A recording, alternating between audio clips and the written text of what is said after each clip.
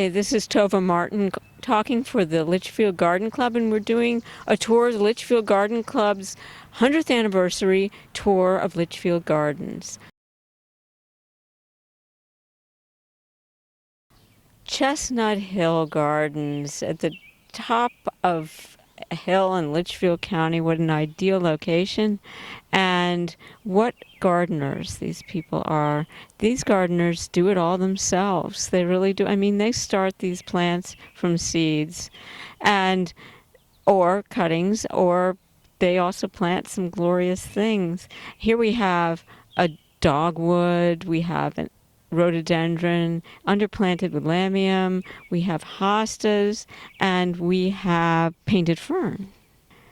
You have undulating borders moving into this with underplantings of coreopsis and hostas and painted ferns, with conifers, all with their little pine cone. On the other side of the entryway driveway, they have bleeding hearts and lamium, golden hosta, the rhododendrons that echoed the rhododendrons on the other side of the driveway.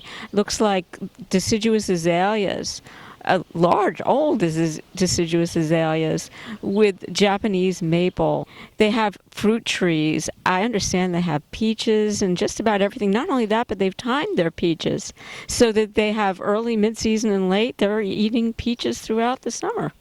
The vegetable garden and the berry garden are one of the main features of this very hardworking landscape. We have blueberry bushes, lots of blueberry bushes, enough blueberry bushes to feed a whole family, I'm sure, and asparagus, which is already beginning to go into its fern stage. Looks like we have some grapes happening, and then the raspberries or blackberries, whatever they are. But they are very hardworking gardens that the Chestnut Hill owner uses to feed the family. Look at those alliums. I think we're all going to have allium envy when we come to this garden. That looks like it's Christophii, Allium Christophii, and behind it we have what looks like it's the golden agastache. Other alliums that are gone by, but even with the flower heads, they look beautiful. Then come the delphiniums, and the lilies are all budded up, and then more delphiniums, some salvias. Then we move into a grass garden. I understand this used to be a vegetable garden in the middle too, but they didn't need all that space. So ornamental grasses with a container that's filled with fuchsias and lysomachia and a centerpiece of dracaena, peppers in the vegetable garden section of it, and they have within the main framework they have raised beds that are made of wood, and they have peppers that they've just planted, tomatoes, but they have very interesting trellises that they use as supports for their tomatoes, not your average ordinary tomato cage by any means. The tomato supports really are just rebar they've used leaves on the top, and I understand that the homeowner did this himself in his shop, made these just a series of round orbs to hold them up, and then stakes, I guess swizzle stick-like stakes in the middle. Every border has its day, it's true, and this is a glorious day for this border, but a good border keeps on pumping out week after week, month after month, and this border was arranged that way. But this moment in this border is very beautiful. Rudbeckia will be coming up later and is sort of waiting in the wings, but the heuchera will always look great. And we've got roses. It looks like a rugosa rose. We've got, again, the goat's beard happening, ornamental grasses, salvias, lady's mantle, and that rosa glauca that we saw earlier is also beginning to get some height. Spirea, and then we move into more fruit trees. Equinox will be happening later also, it looks like, but the iris had their day a little earlier, but the lady's mantle is in full flush. Then we have the white irises that are blooming right now, and blue irises, and the geraniums are happening. Lamb's ears, more bearded iris will come in later, and again an old, looks like some sort of magnolia tree. Hexagonal garage.